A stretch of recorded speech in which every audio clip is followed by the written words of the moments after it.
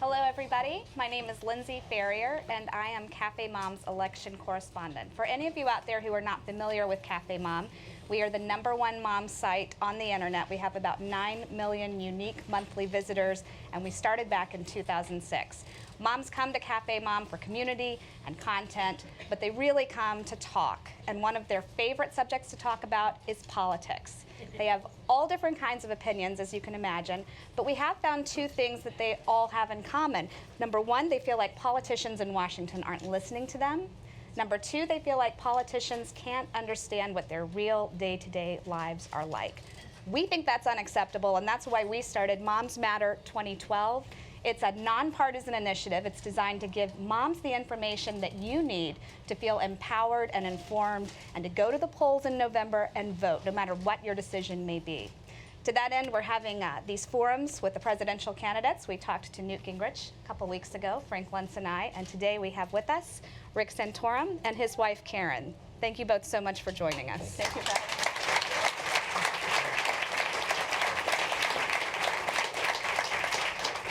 Now, Senator, you told me something very interesting just now. You have an insane schedule every day. I mean, it's just event after event after event. And he just told me he drinks no caffeine.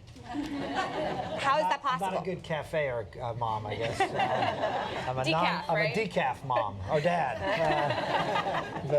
Yeah, it's just something I've never, thankfully, never like. It actually gives me a little bit of the jitters, and so I'm high energy enough, and luckily able to go on. I've got I feel obviously very passionate about what I'm doing, and I have no trouble getting up in the morning and getting out there and fighting for things I believe. What an awesome opportunity this is to go out and get your ideas out there and try to paint a vision for the country and hopefully get people excited about what we want to do and the vision we have, and that gets me going every day. What's the toughest moment in the campaign so far for both of you? Is there any one point when you just said, I don't know why I'm doing this, or I don't know how I'm going to keep doing this? What stands out for you? I think it's just the challenges of the day-to-day. I mean, we're parents of 7 children, so like all the moms out there, we understand the challenges of the day-to-day, the juggling, the work, the children, the schedules. And, you know, you have a lot of moments where you think, you know, you feel called by God, this is what we want to do, so we're on the path. And then you have days where you think, oh my goodness, there's so much going on with Basement the flooded campaign. twice this Our summer. basement flooded 3 times. 3 times. The refrigerator broke. I mean, everything's breaking in my house right now. Yeah. So you're just thinking, okay, why are you doing this to us? I mean, it's hard enough, Unbelievable. right? My car broke down twice. Yeah. My old car that I really like and don't want to part with.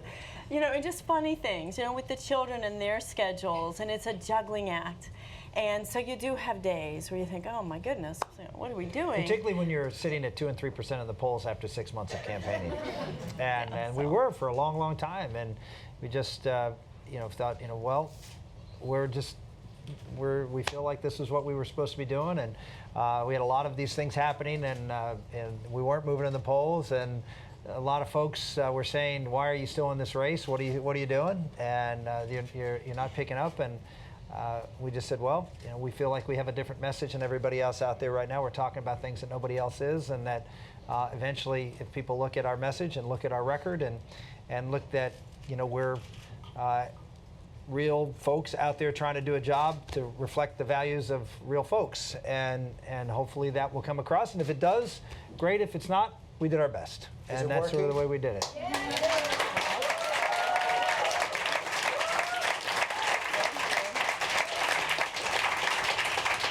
I would like to ask you now about an issue that a lot of moms on our site talk about constantly. It never really goes away. And I'll preface it by saying that you said in your book, It Takes a Family, that women find it more socially affirming to work outside the home than to give up their careers to take care of their children. It's fair to say, isn't it, that you believe that homes are best suited when they have a stay-at-home mom in them? Or dad. Or dad. Or dad. You know, this is really our experience. I'll let Karen answer this question, because that portion of the book, she had a lot to say in that portion of the book, because, and I'll let her say this, but just as a way of introduction, you know, Karen was a neonatal intensive care nurse for 9 years. She's a lawyer, and she when we got pregnant with our beautiful young girl there, Elizabeth, 21 years ago now, you know, her life changed, and Karen made the decision to stay at home and to raise Elizabeth, and I'll hand it off from there. I think it's so important that women feel supported in whatever choices they make. If they want to work outside the home and juggle family, I'm all for dads being at home. We have friends who the father's at home and the woman's working. Whatever is right for your family. I think what is so important, it was my choice. I felt a passion, oops, I'm sorry, I'm hitting my mic, sorry about that. But I really felt a passion about being home with my kids. I'm one of 12 kids. My mom was home with us, and she's just the most amazing woman in the world. And if I could be half the mother that she has been to us, I will feel like a huge success. So for me, I wanted to be at home because of that. I think what happens, and I hear this time and time again, that women at home don't feel the same appreciation as a woman in the workforce. And the fact is, we are very much in the workforce. I mean, I was a NICU nurse, I worked as a lawyer, and what I do at home is every bit as challenging. I would even say frequently more challenging than, you know, what I did as a lawyer or a nurse. So I applaud mothers at home. The work that we do at home is critical, you know, whether it be a dad at home, a mom at home, raising this next generation, you know, educating our kids and raising good kids who are going to go back and contribute to the world and make it a better place is essential. And I talked about in the book the important role that dads play, and the same thing, where the affirmation is out there in the workforce, making money, doing those things, and not doing the personally gratifying, but certainly not recognized work of cleaning and cooking and helping out and changing diapers, as well as, you know, being the coach on the sports team and all the other things. And it's just, for me, it's about affirming the important role that family plays in society for both mothers and fathers, and not just celebrating success in the workplace, but also celebrating the critical role that moms and dads play in our society. You said something in a speech yesterday, and I never got permission, so what I may say may cause me some consternation. You described the role of government in families, and particularly this government, this president, and the decisions and the policies that they are making. And the way you described it touched me, and because I listen to politics and politicians, I get a little cynical. You broke through it. And I'd like you to just briefly, to them, describe what you think is wrong with the Obama administration and its policy, particularly towards young women, young unmarried women, because I think it'll be very educational for the people watching at home and for you all. Yeah, I'll try to condense this. I talk about a study that was done by the Brookings Institute, which is a liberal think tank. And this liberal think tank did a study on poverty. And they came up with that if people did 3 things in their life, they could almost guarantee avoiding poverty. And the 3 things are work, obviously, graduate from high school, and get married before you have children. If you do those 3 things, according to Brookings, you have a 2% chance of being in poverty in your life. On top of that, if you do those 3 things, you have a 77% chance of being above the median income. So, and conversely, if you fail to do one of those 3 things, you have a 74% chance of ending up in poverty at some time in your life, and a 4% chance of being above the median income. We know, and we've known, I mean, these numbers probably shock you in how stark they are, but you understand how that makes sense. And so when I heard this from Bill Bennett, the Book of Virtues, former Secretary of Education, when Bill Bennett, I was on his radio show program, and he told me about his wife, Elaine, who has a program called Best Friends, which is a program that helps at-risk young girls stop at-risk behavior that could lead to obviously bad life choices and bad outcomes. She has this program in schools that is in part federally funded. And the Obama administration just came down with a policy that said that in her program, she cannot teach abstinence as a preferable way of avoiding out-of-wedlock birth. And she can't talk about marriage. She can't talk about marriage as any other than an alternative lifestyle that is no better or no worse than any other lifestyle. My question is, why? Why would a president of the United States put a policy in place that even folks on his side of the aisle know would lead those women to make, unfortunately, bad choices that could harm them economically and a whole host of other ways?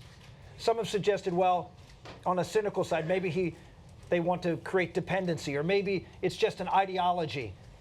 And it is an ideology. I hear often, well, you know, Rick, you shouldn't impose your values on everybody else. What's that? It's imposing a set of values that we know lead to behavior that causes problems in people's lives and in society as a whole. And so I keep coming back with the question, why? Why would you do that? Why would you have a policy that you know is going to cause strife in all of these young girls' lives, not give them the information they need, the power that they need to be able to help themselves make the good decisions in their lives? And I keep asking the question, why? And what's the answer? You tell me. No, what's... You tell me. You tell me why. I don't know. I really do not know. I mean, it could be a variety of different reasons, but none of it makes real sense to me unless you are just so dogmatic that you just are so, you can't look at evidence, you can't look at reality, and you want to reject, you know, what just because it happens to be a traditional value, that somehow or another that for that reason alone we have to reject it and deconstruct America to the point where there is no value that one is better than the other, that everything is sort of the same. And of course we know that's not the case. You have said in the past that as president you would talk about the dangers of contraception. What would you say those dangers are? I don't think I ever said that. It was referenced in a speech in October in Des Moines. Yeah, no, and maybe it was taken out of context in the article, but explain what you meant by that. Those things are. Someone was asking me a question. It wasn't a speech. Someone asked me a question about that because someone asked me a question years ago about contraception with respect to a decision by the United States Supreme Court in the Griswold decision, which was the precursor to Roe versus Wade. And it started this penumbra of rights that they found to be able to justify the creation of the right to abortion. And I said I disagreed with that decision, as I disagree with Roe versus Wade, and said that states, while I would not as a legislator vote for banning contraception, states have the right to do that under the 10th Amendment. That's a right. It's not something that they should do, but they have the right to do it, just like under the 10th Amendment, that states have the right to ban abortion, in my opinion, or approve of abortion. That's the rights under the Constitution. And what the Supreme Court did was take away the people's right to make this decision through their elected bodies and create a right that did not exist in the Constitution. I do not believe still exists in the Constitution, the right to an abortion. I believe that if the founders wanted to put that right in there, they'd have written it. And that later justices, 5 or 6 or whatever justices, can't find something that isn't there. It's for the public to decide what those moral decisions should be.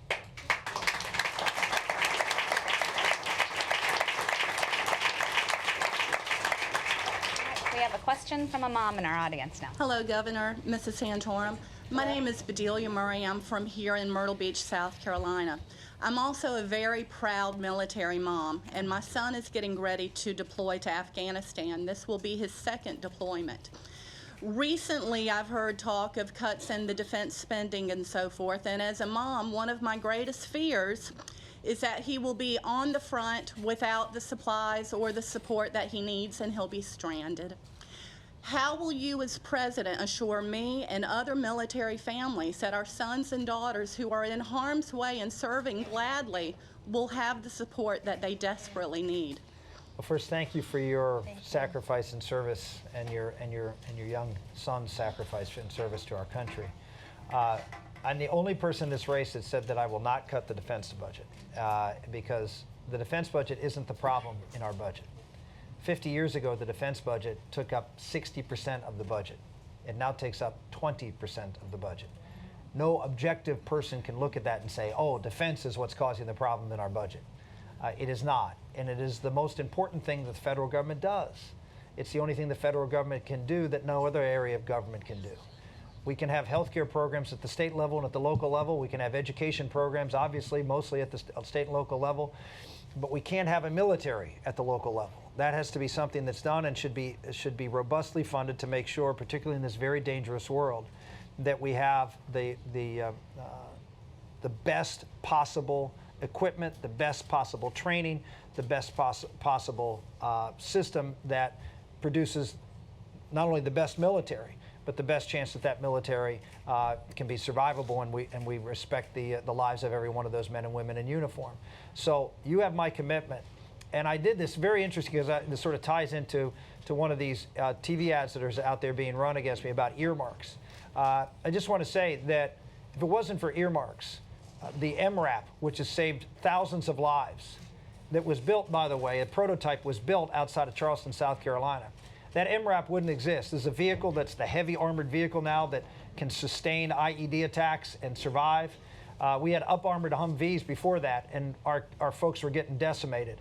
And we designed the MRAP. That MRAP, I just talked to Lindsey Graham about that, wouldn't be deployed right now because the military didn't want it. And Lindsey Graham earmarked money for that prototype that the military didn't want, or we wouldn't have that MRAP. We wouldn't have the V-22 Osprey that's being used on all our special ops missions and is doing an amazing job. The Defense Department was against it. I earmarked money along with others to make sure that that program continued. If the Predator drone program, you heard about the Predator drone, wouldn't exist if it wasn't for congressional earmarks that forced the Defense Department to follow through and carry through with this program. I can go through a whole laundry, night vision goggles that we're using, an earmark that I put in place. Tissue engine on the other side, we return home. The New York Times just did this story about how I've got all these earmarks. Well, they interviewed one of the guys I got one of the biggest earmarks for, and they didn't run it in the program in their story. You know why? Because this is a program that the Army didn't want. It's called regenerative medicine, using tissue to grow back tissue, grow back organs. You've seen fingers actually being grown back. It's amazing technology. For 5 years, I earmarked against the Army's recommendation. I said, no, we're going to keep this open because this is a promising area in wound care that will transform wound care for our men and women in uniform. After 5 years, the Army said, you know what? This is really good, cool stuff. And just 2 weeks ago, the NewsHour and Jim Lair ran a 20-minute program about how transformative this area of medicine has been for our men and women in uniform. So I understand people's concerns with earmarks, but the Pentagon and any other government agency doesn't always get it right. And sometimes members of Congress, are not doing things because they're trying to spend more money or waste money. It's because they've actually taken the time to learn what the right thing is and go out there and advocate for things that they may know a little bit more about than the bureaucrats who are making these decisions. Earmarks were abused over the last few years, and guys like Jim DeMint, who earmarked, and myself have come out and said we need to put an end to it. But we shouldn't put an end to it because they are always bad. They are not. And we have to understand that abuse does not mean that everybody abused it. I'm very proud of the things that we've done, and go ahead and continue to attack me. You look at my record. You look at the men and women who have been saved as a result of what we've done, and I'm very proud of the fact that we did it.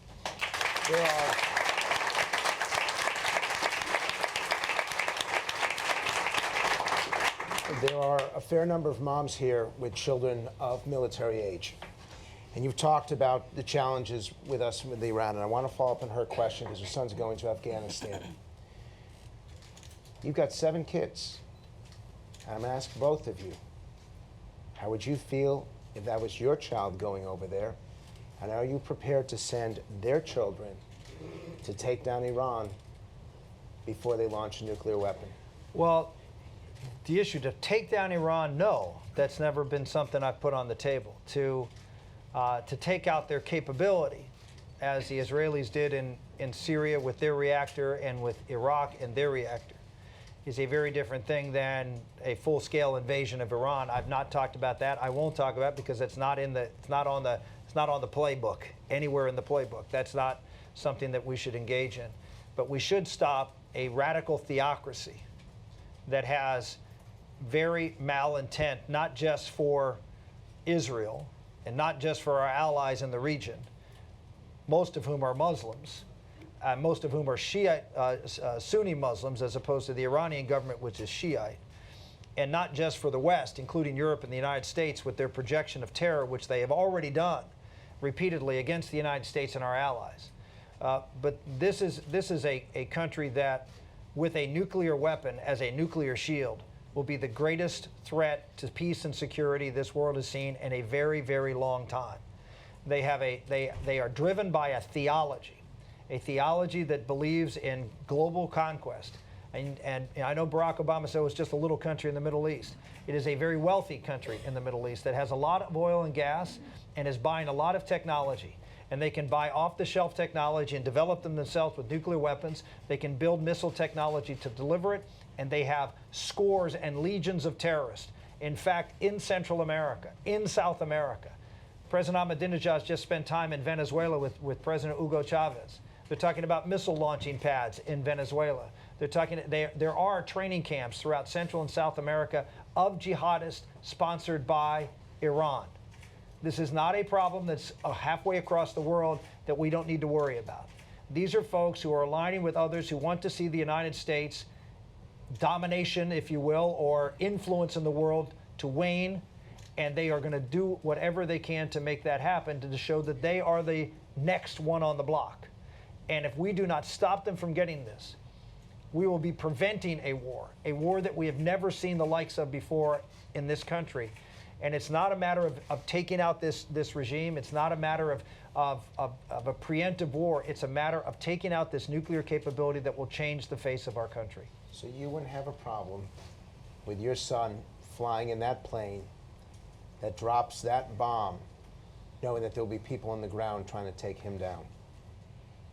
I'd be very proud of my son for serving our nation. As a mother, obviously,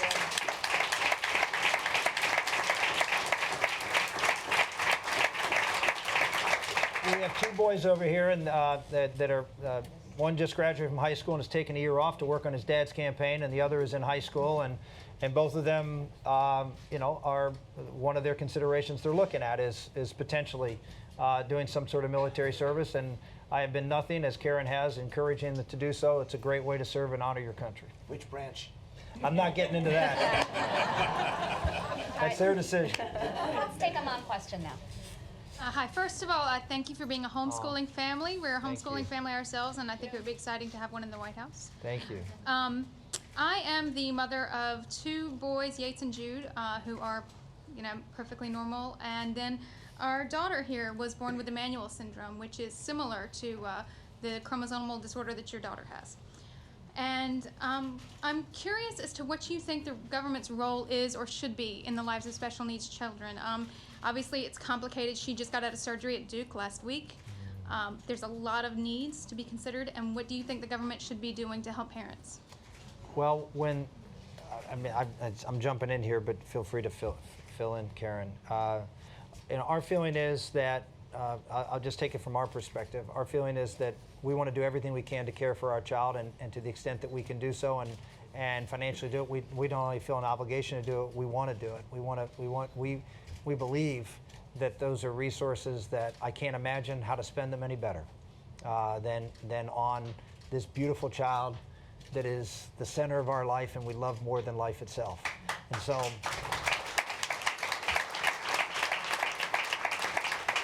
for me, that's a good expenditure of resources. But obviously, some people are not in that position.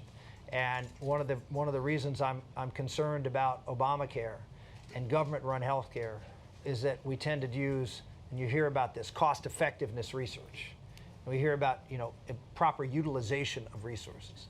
When I hear things like that, as a dad of a special needs child, the bells and whistles and red flags go up. That means that my child has to earn care, has to be worthy of care, has to be a good investment for care. And how do you look at my daughter? Do you look at her as how we do, which is a transformative figure in our family and to everybody who has ever met her? she's perfect. She's perfect. I'm sure you see her. And the gift that she is to everyone she touches is amazing. And yet, to many in the world, you would say, why do anything? In fact, we were told by many professionals, why do anything? Let her go. She isn't worth fighting for because she won't be able to do anything. I think it's really important in the medical world. There are so many fine physicians who we just love, and I'm sure you've come across them, who love and support your little girl. Emmanuel? We're going to pray for her. We're going to pray for her every day in our family. Her name is Hermione. Emmanuel is the name of her syndrome. We're going to pray for her every day and hope that she does really well. But it's interesting how they categorize certain diagnoses, and what we got a lot, which it sounds like you did, lethal diagnosis, incompatible with life. They really have to stop using those words, because when they do, it leads to lethal outcomes. And we have found that, and I'm really on a mission now to really help change the wording and how they present these diagnoses to parents. And I love Children's Hospital of Philadelphia because their mantra is just give the child a chance. Give them a chance. See what the issues are, give the child a chance, love and support the families. And, but there's no doubt, these kids, we feel, and I'm sure you do, that it's a real honor for anyone to be taking care of our little Bella, because she is truly an angel from heaven, as is your little girl, and worthy of the same dignity and respect as any other child. The sad thing is, you frequently have to turn into a mama bear to get the care, and I could talk to you for weeks about stories. Bella's first year of life is really a challenge, and she has a happy, beautiful, wonderful life. She is so joyful, but that initially it was really a challenge, just getting the basic care. And so, to answer your question more directly, I think we, to the extent that parents can and should provide for their children, but to the extent they can't, just like any chronic disorder, anytime you have extraordinary costs associated, that's a cost that should be, in some respects, socialized, whether it's a high-risk pool, or whether at a state level, or whether it's because of the disability Medicaid that will provide for that. That, to me, is a very appropriate way for society to affirm the dignity of every child. Absolutely. Thank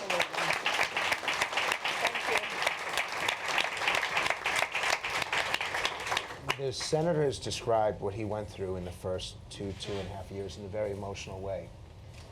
Could you, as his wife, talk just briefly about what he went through and how you and he dealt with the challenges with that child? Because it's very powerful, but I'd like now to hear from the mom.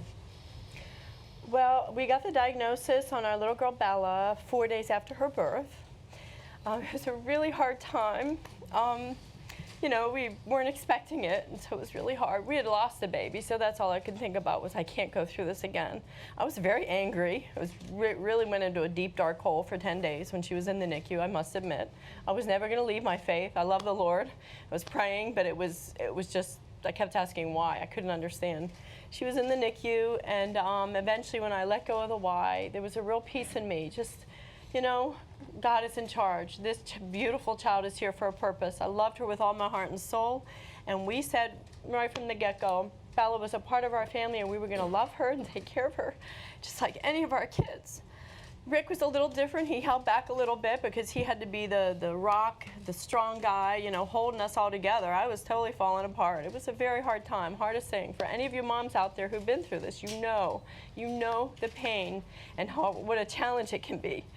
But what we did was, we're a very close family. We just sort of came together and we dealt with it issue by issue. But overall, it was going to be, we are going to love and support Bella and fight for her life as a family.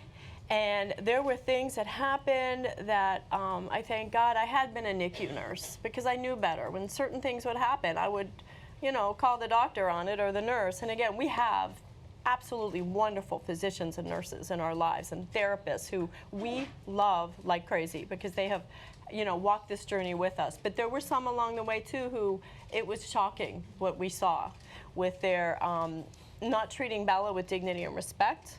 And that was something I always insisted on as her mother, that she be treated with the same dignity and respect as any other child. And that wasn't always easy, believe it or not. So issue by issue, Rick was really strong. You know, we were all initially going through a tough time. Bella went home on hospice care, as strange as that is. You know, when you bring in a new baby home and you're going home on hospice care, that was really weird to us.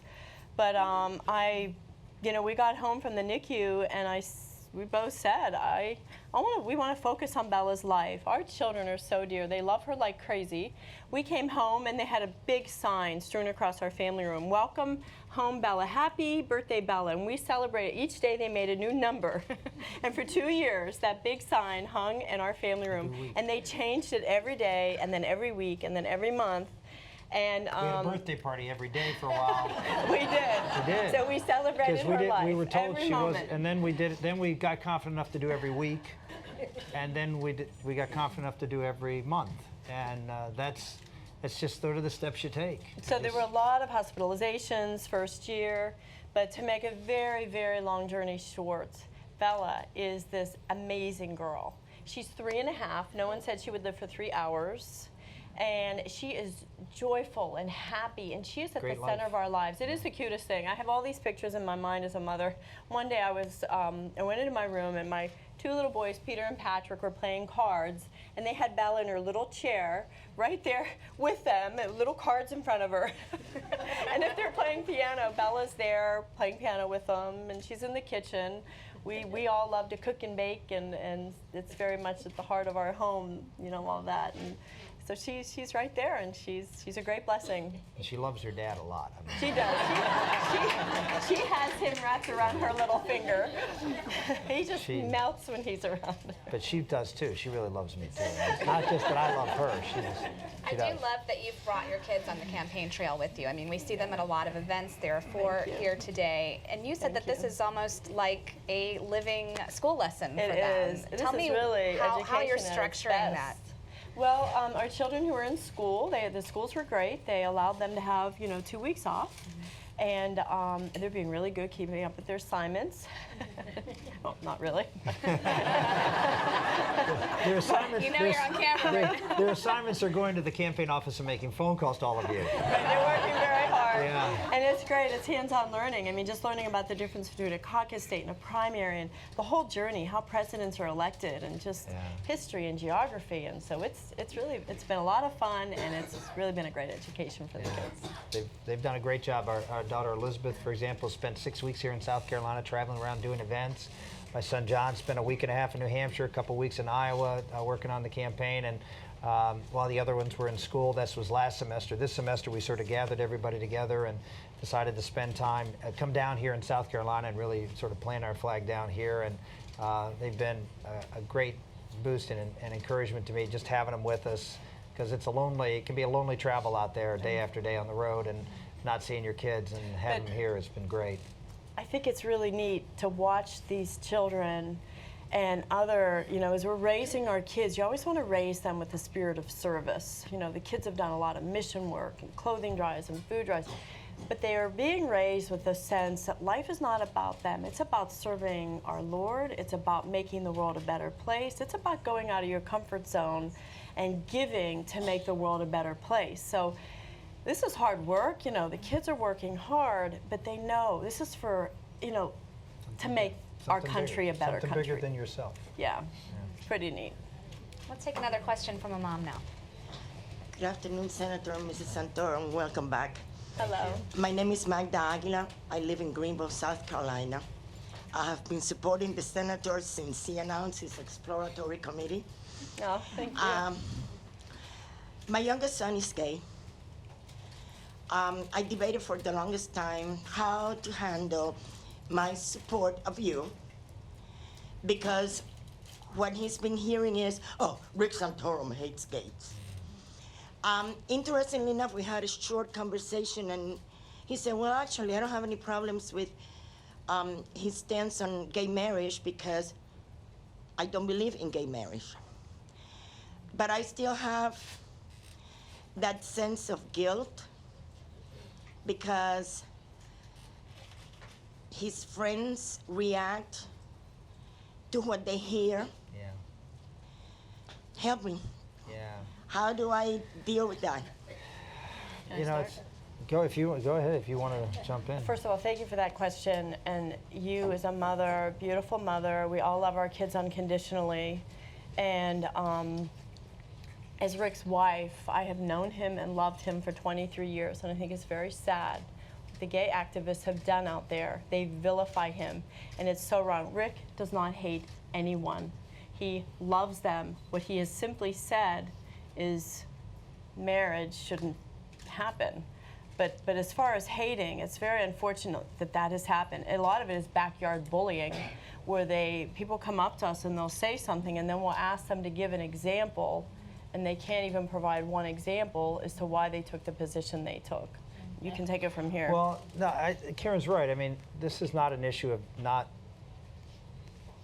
doing what I'm called to do, which is to love everyone and accept everybody, but this is a public policy difference. And I think the problem is that some see that public policy difference as a personal assault.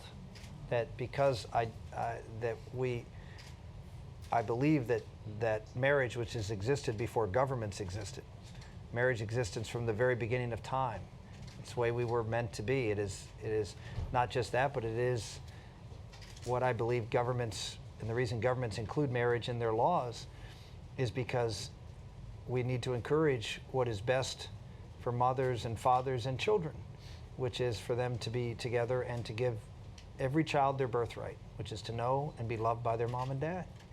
And if we don't hold that up as something that society is for and encouraging and promoting, then we will get less of it. And then we will be, in a sense, denying children what is best for them. We shouldn't be a society that denies our children and our future what's best for them. It's already rough enough out there. And we need to affirm that people can have other relationships that are important, and they can and say that they're fine, but they can't be what is essential for the future of our country. There's all sorts of other relationships that people have, and they are valuable relationships, whether they're amorous relationships or friendship relationships or familiar relationships. They are all important. They all have value. They all should be affirmed. But that does not mean that we should change the laws to create an atmosphere where children and families are not being promoted. I looked at what we've seen in this country, and I hear this a lot from those who are promoting same-sex marriage, that heterosexuals have messed up marriage. Why are you picking on us? And my answer to them is, you're right. That we have seen a decline in marriage in America, decline just in the last 30 years.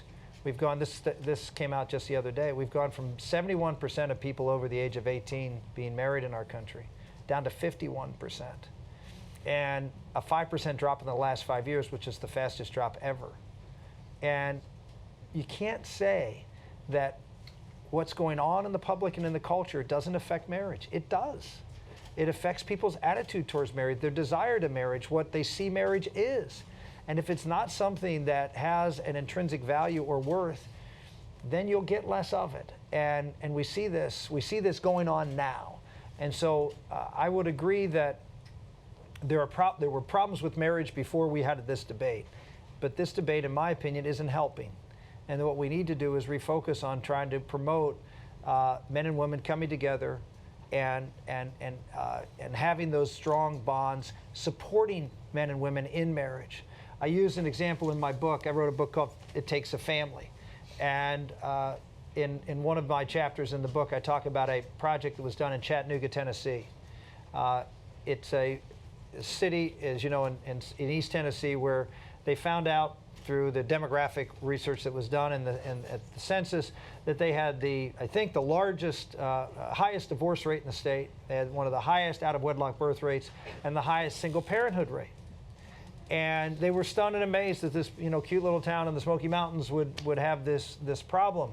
And so the community fathers decided to do something about it. The educators, the business people, the town fathers, as well as the churches, came together, started a nonprofit organizations, and said, we're going to do something to help reinstill marriage in our society, to help fathers be responsible for their children, to try to nurture and support people who are married, who are going through difficult times, and make a really conscientious effort as a community, as churches, as educators, to actually have in the classroom education about what marriage is and why it's valuable and what's important about it, and maybe share the things that I shared with you with the Brookings Institute study.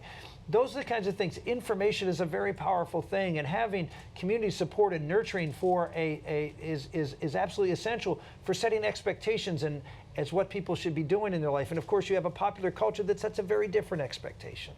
And our heroes, our heroes that we celebrate almost without thinking, are not heroes that are necessarily promoting those values. And when we have one that does, they're controversial, right? They're the ones who get held up to scorn and ridicule because they stand up for biblical virtues or truth, as we saw as recently with Tim Tebow. So we have this problem in our culture. And so the people in Chattanooga decided we're going to fight against the culture. And we're going to do it as a community. And they lowered all 3 of those rates by 25% within the first 3 years. It can happen. We can do this. And it's not against anybody. It's for something that we know is good, respecting everybody and their right to live their lives, but understanding that there are intrinsic good and value in the institutions that have been created and been in existence for a long time. And we shouldn't mess with what is true and right and has been in existence since the beginning of humankind.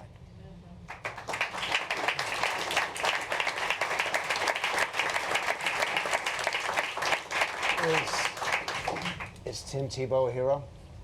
Oh, well, he is. I mean, in our home. Okay. I hesitated because he beat the Pittsburgh Steelers last week. So if he is playing, so it's sort of a sensitive subject right now. So if it's Denver versus Pittsburgh, I was for him yesterday. I was for him when he played the Patriots 2 days ago. It didn't work out too well for him. So basically, you were for him until you were against him. Oh, sure. Go ahead, put me out there. I want to ask you about Hollywood, because I've known you for some time, and I know that you're very concerned about the cultural influence, not just the economic. What message would you send to these moms about Hollywood? Well, it's funny. It's after I left the Senate, people have said, you spent your life in politics. Well, I did. Got Karen. We were married and got right into politics right away, and was in public life from the time I was 32 years old. I'd practiced law before that, but 32 to 48. I left politics when I was 48, and after that, I got involved with a little company because I was very concerned during my time growing up, and in a sense growing up as a father in politics and seeing the impact of the popular culture on our children. And we took measures by using all those parental controls on television and not sending our kids to a movie unless we saw the movie before. We did everything you could, but you can't avoid it. You're watching a good show, and then you have commercials on there that that are X-rated commercials, and you're constantly saying, "Turn your head away," you hit the zap, Rick, hit the zapper. I mean, it's that intensity. And why should parents have to fight to protect their children from what comes into their house? If someone came to your door like that, who was showing themselves the way they're showing, you'd call the police. And yet television feels they have the right to go in there and show you these things and mold the moral imagination of your children. And so when I left the Senate, a friend of mine was involved in a little startup business that was going to try to provide a technology to help parents manage the television from the standpoint of what their children were being exposed to. And it was a little company that I ended up working for and was the number 2 guy at the program at the business for 3 years. We ended up having to go out for money to launch our product in the fall of 2008, which was when everything crashed. And so timing is everything, my friends. And it didn't turn out very well. We hung on for as long as we could. Here's what I found, though. I found that as we did demonstrations of the products and we did focus groups and all this with parents, there was wide acceptance because it was a matter of basically, here's a tool for you. It's neutral from the standpoint of what you do with it. And it really gives parents choices. And we're not saying this is good, this is bad. We're just telling you what it is, and you can figure out whether you want to be good or bad. And so it gave you control. And to that extent, a lot of people were very excited about it. And so that was exciting. What I did find out also is that the cable industry and the entertainment industry wanted nothing to do with it and ran away from it as fast as they could. They'll do the minimum. They'll do the minimum to show that they, quote, care about giving parents parental controls, but they really don't want to. And they certainly don't want to charge anybody for it or create a service that parents would have to pay for because it takes away from their other revenue. They are interested in purveying whatever you want to see, and they don't really care what you see.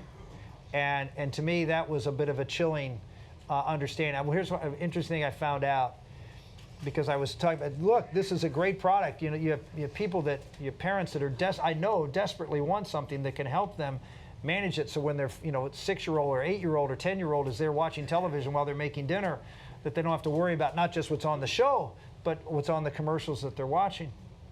And they said, they were very stark with me. They said, look, only 31% of our subscribers have kids in the home under the age of 18. It's not a big market for us. It's not who uses cable. You know who uses cable? You know who our big cable subscribers are? Single males. He said, and we don't want to touch this thing. And so there you have it. There you have this cold business decision. It's not what we can do to help form and give parents the ability to be able to raise their children in a way that's consistent with their values. But we have an entertainment industry and whether it's internet or television or movies, who in many respects have their own agenda. Number one is money, but it's also pushing the envelope, because that's what they continually do to try to get new young eyes, is to push the envelope. And as we see that pushing of the envelope, our culture is degraded further and further. Let's take a question from a mom now. Hi, my name is Christine Callahan, and I want you to know I have a whole bunch of moms following my experience today because I'll be writing about it in 2 different forums on CafeMom. My husband and I are in the process of trying to sell our home, but with the current market, this is proving to be a very difficult task. So I was wondering what you and your administration would do to try to repair the damage that's been done to the housing market. Yeah, I get that question quite a bit, and I have at least in my own mind, somewhat of an unsatisfactory answer. And I know politicians shouldn't say that, but the housing market had a boom and had a huge bubble, and it burst. And what we saw was what happened in the housing front, basically what happened in the financial services front, which is government injected itself in through Fannie and Freddie and through other ways to try to soften the blow. And in softening the blow, as we've seen in the financial markets, we've prolonged the pain. And we've stretched out this situation for a longer and longer time, and we still have not reached the point where we've, in a sense, hit bottom and can accurately, fairly price everything. All of the bad loans have been gone. They've been swept out, and we can then reestablish real value of the house, of housing, and then grow from there. We're still carrying these dead mortgages, if you will, along with us, because we have a government that doesn't want to recognize the pain as we did with respect to the financial services sector. I believe in letting markets work, and sometimes it's like taking the Band-Aid off. When you've got for me, I mean, my arms are a little hairy, and so when you take the Band-Aid off, you don't want to take it off slowly because it really hurts. And so you just take it off real quick, and it hurts for a second, but then it goes away. In some respects, that's what we have to do with the housing market. We've got to find the bottom. We've got to let this market work. We've got to have the folks who, whether they ended up speculating and losing money or simply bought their house at the wrong time, people have to go through the pain and of recognizing that loss and moving on. And if we don't do that, then we're going to have a malaise in the housing market, which is going to continue to drag down our economy for a long, long time. And for me, it's quit trying to apply more Band-Aids and just pull them off, let the market work, and let's start all over and build a stronger housing industry.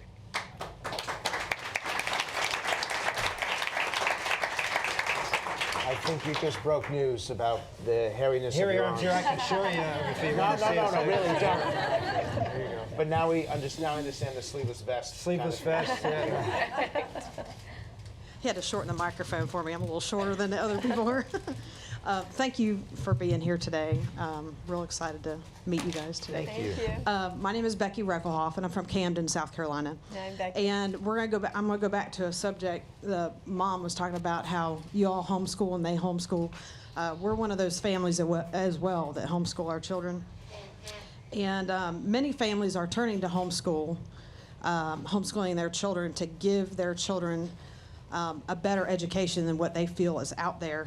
And you all obviously support homeschooling. And I was wondering, what steps would you take to defend the rights of parents to direct their children's education with no fear of governmental intervention? Do you want to hear that one? I guess I'll take it.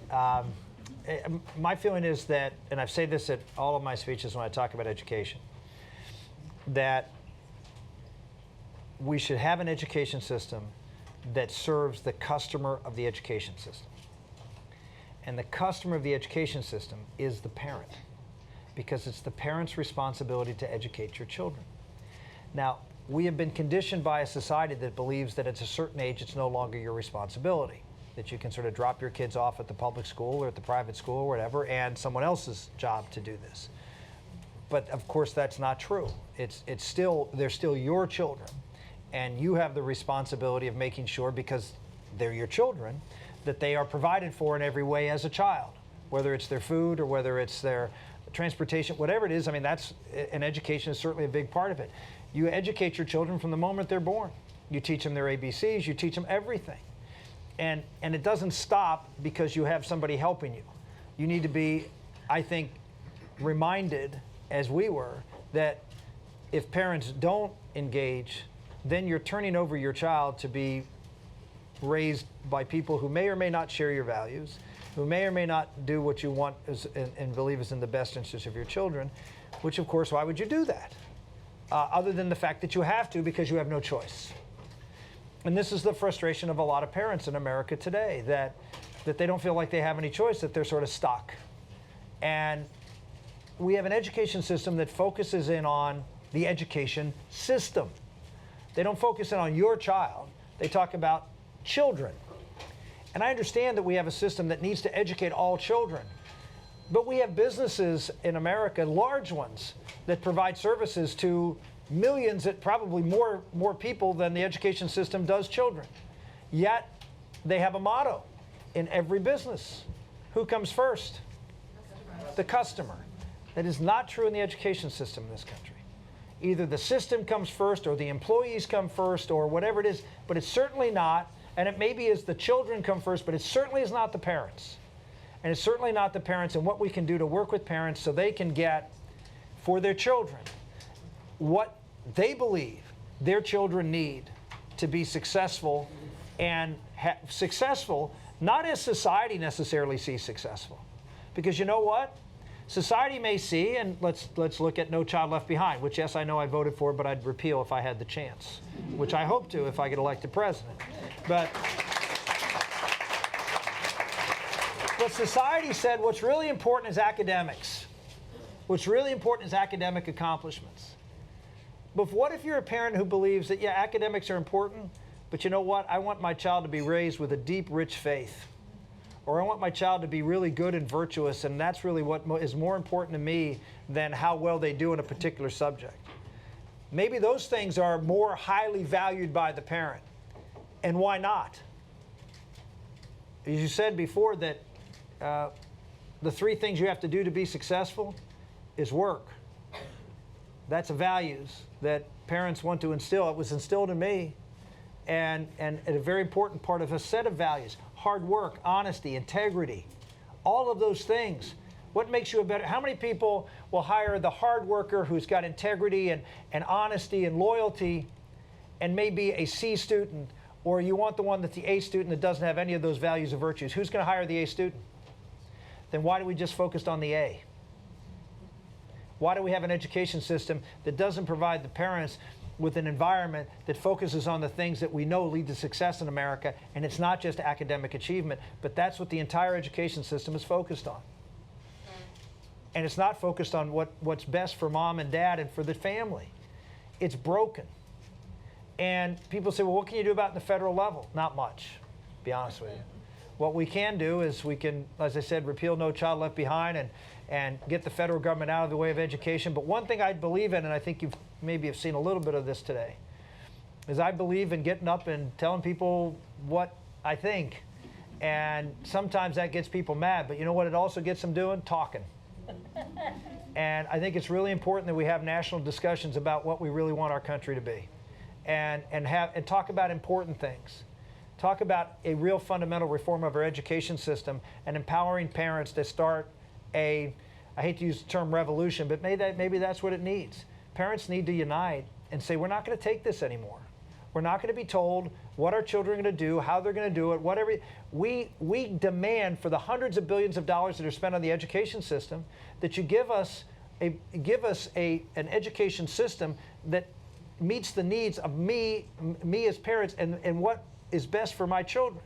Now you'll have others say, well, we know better what's best for your child.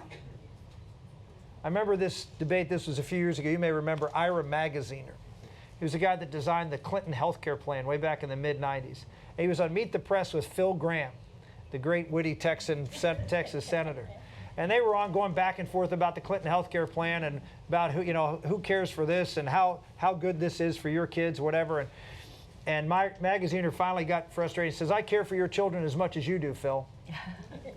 And Graham looked at him and said, okay, you care for my children as much as I do? Yes. What are their names?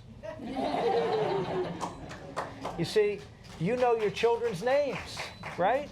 You know their names. You know what they want. As much as the education says and Washington says they care, they don't, because they don't know your kids. They don't know all the special things. We have 7 children. They're all different. And they learn differently. They need different things. Why don't we trust parents enough? Will some parents fail? Yes, unfortunately they will. And so, will government have to pick up the pieces and help? Yes, they will. But why do we deny parents who love and want what's best for their children the opportunity to do that? Why do government specifically say to those who are responsible, think about this, to those who are responsible, we're going to say, no, you're not going to have freedom. You're not going to get what you want because we have to have a system that treats everybody the same. It's not America, folks. So you will be debating tonight, and you have one less opponent. And you did quite well in Iowa, not as well in New Hampshire. South Carolina, apparently. We did very well in New Hampshire, given what we were up against. We finished 4th and spent no money, and came.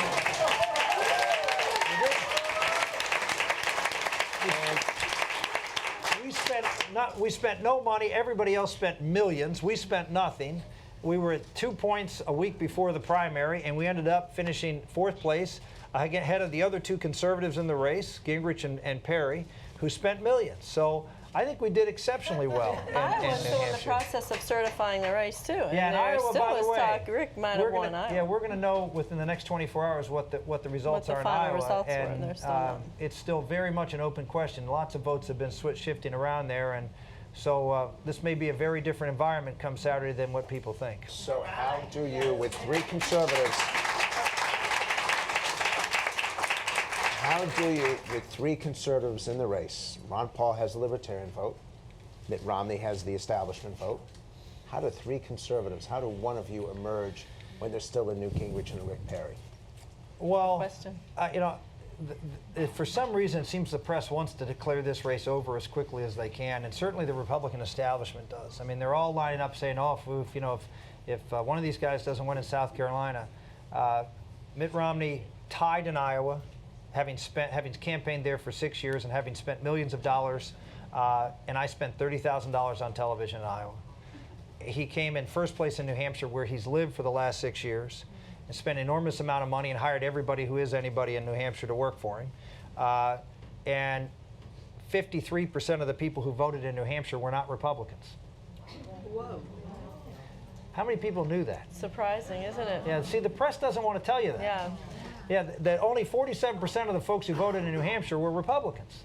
And so the idea that, yeah, well, he did great. Yeah, sure he did great. But they're not the people, in my opinion, who should be deciding who the Republican nominee is for president. So,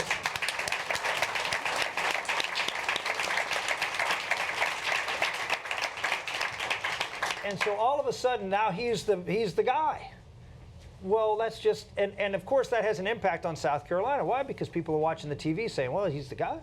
I mean, if you want to be for the winner, this is how you could, this have to be with. If there's one thing that I've noticed is, two things I'll tell you that I've noticed is running for president. First off, it is possible for someone with no money who goes out and has good ideas and can go out there and willing to work and put the shoe leather in to come out of the pack and do something. I think, we've been blessed that we had the opportunity to prove that again, that America is a pretty great country and this is a pretty great political system, that someone literally who spent virtually nothing and just was willing to work hard and get their ideas out could still actually be in the race for President of the United States. And that should be, set me aside on this, that should be an encouragement to everybody, and that there still is a way, there still is a path. But it gets harder when the people who have the resources are the ones who are sort of saying, well, let's just ignore this and focus on who's the guy that has the money who can compete. Money doesn't win elections. Ideas, character, integrity, vision, that wins elections. And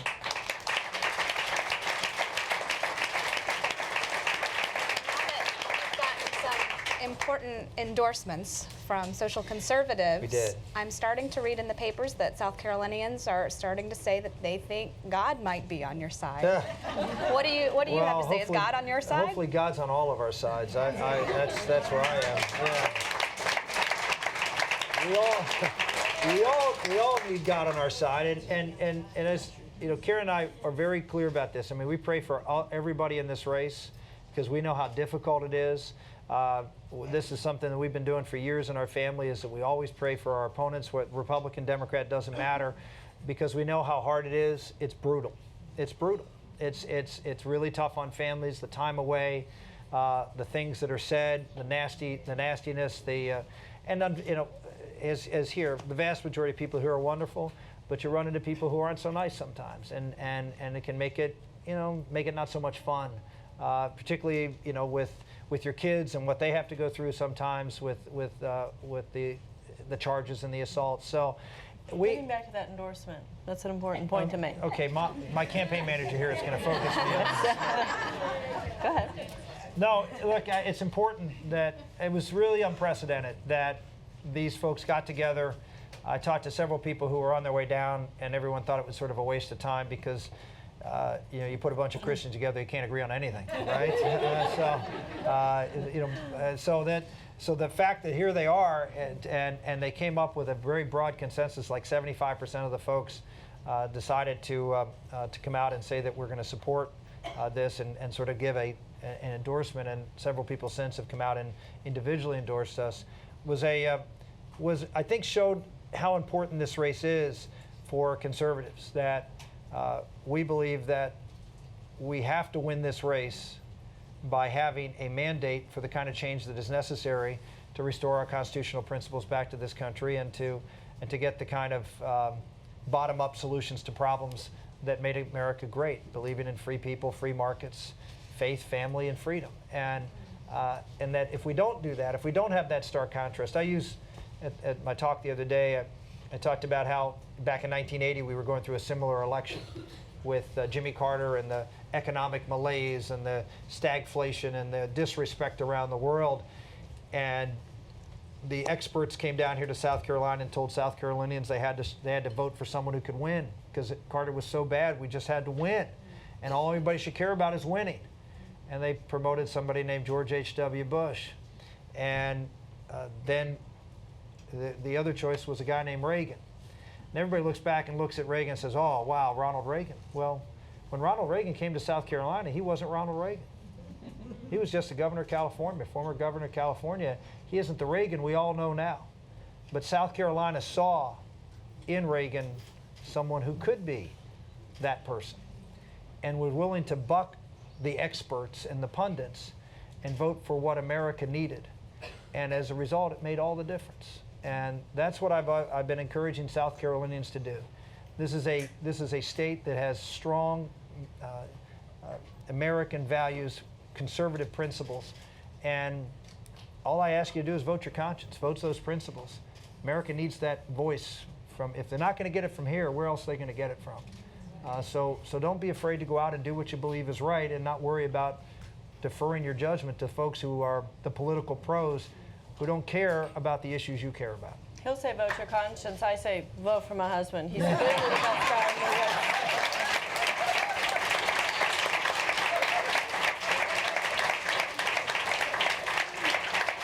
Senator, I think that this audience could sit and ask you questions all day, but unfortunately we are out of time. We really appreciate you coming and talking to us today. It was great to meet both of you. Thank you.